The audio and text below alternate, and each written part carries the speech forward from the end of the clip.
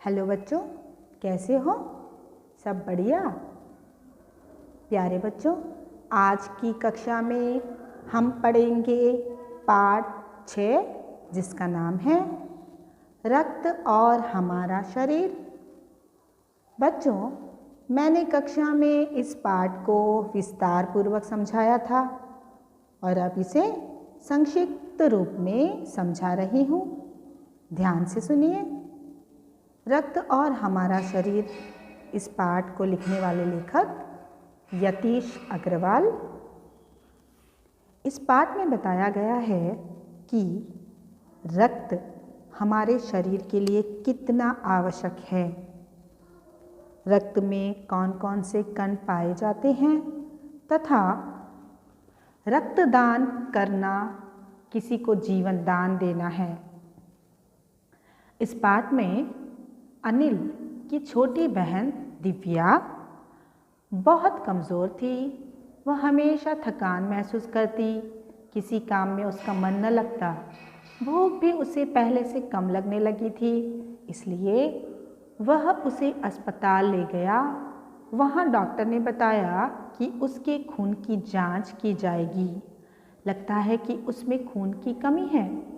रक्त की जांच शुरू की गई।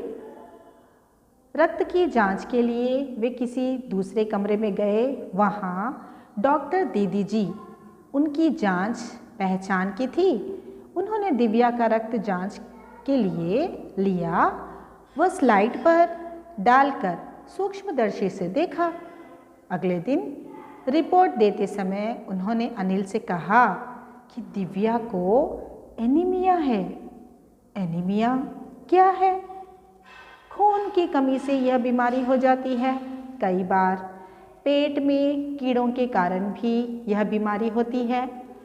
पेट में कीड़ों का कारण और दूषित जल खाद्य पदार्थों से हो जाते हैं।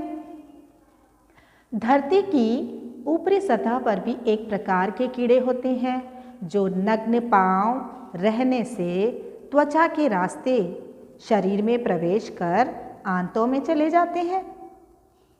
डॉक्टर दीदी ने अनिल को सूक्ष्मदर्शी द्वारा रक्त की स्लाइड दिखाई और बताया कि रक्त के 2 भाग होते हैं, तरल पदार्थ प्लाज्मा, दूसरा वह जिसमें छोटे बड़े कण होते हैं, कुछ लाल, कुछ सफ़ेद व कुछ ऐसे जिनका कोई रंग नहीं होता, जिन्हें प्लेटलेट कण कहते हैं।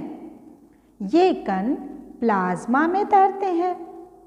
लाल रक्त कण, सफ़ेद कण व प्लेटलेट कण का कार्य क्या है? लाल रक्त कण 1 मिलीलीटर रक्त में इनकी संख्या 40 से 55 लाख तक होती है। इनके कारण रक्त लाल दिखाई देता है। ये सांस लेने पर ग्रहण की गई ऑक्सीजन को शरीर के हर हिस्से तक पहुंचाते हैं।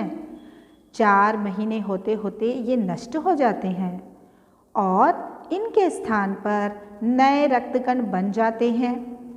ये हड्डियों के बीच के भाग मज्जा में प्रोटीन, लौह तत्व और विटामिन से बनते हैं। अब सफ़ेद कण, ये शरीर को रोगाणुओं से बचाते हैं। ये बीमारियों के कीटाणुओं का डटकर मुकाबला करते हैं और बहुत से रोगों से हमारी रक्षा करते हैं। प्लेटलेट कण, ये चोट लगने पर रक्त जमाव क्रिया में मदद करते हैं। प्लाज्मा में एक विशेष प्रकार की प्रोटीन होती है। प्रोटीन जो रक्तवाहिका की कटी फटी दीवार में मकड़ी के जाले के समान एक जाला बुन देती है।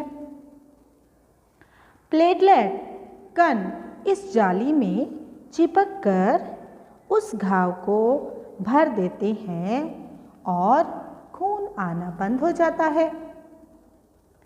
गहरे घाव का उपचार। यदि किसी घाव का गहरा हो जाए तो पहले तो सबसे पहले साफ कपड़े के साथ उसे कसकर बांध देना चाहिए, क्योंकि दबाव पड़ने से रक्त का बहना कम हो जाता है। घायल को शीघ्र ही उपचार हेतु डॉक्टर के पास ले जाना चाहिए। कई बार कटे स्थान पर टांके भी लगाए जाते हैं। ज़्यादा रक्त बह जाने पर खून भी चढ़ाया जाता है। रक्तदान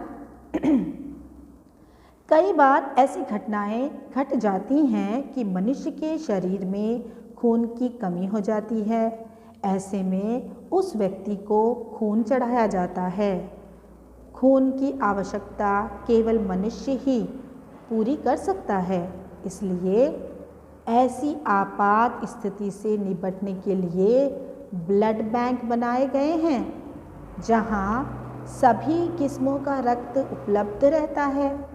डॉक्टर दीदी ने अनिल को भी यह बताया कि 18 वर्ष से अधिक उम्र के स्वस्थ व्यक्ति रक्तदान कर सकते हैं। एक समय में 300 मिलीलीटर रक्त लिया जाता है। रक्तदान करने के बाद कुछ ही दिनों में शरीर खून दोबारा बना लेता है। एक मनुष्य के शरीर में 5 लीटर खून होता है। रक्तदान करने से हम किसी ज़रूरतमंद का जीवन बचा सकते हैं।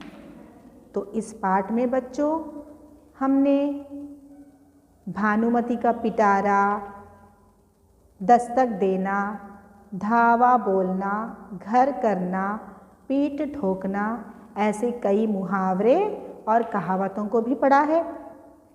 रक्तदान महादान, यह विचार पूर्णतः सही है।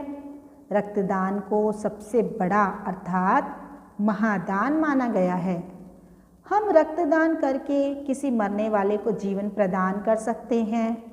रक्त एक ऐसा तत्व है जो कृत्रिम रूप से निर्मित नहीं किया जा सकता। मनुष्य ही मनुष्य को रक्त देकर उसकी जान बचा सकता है।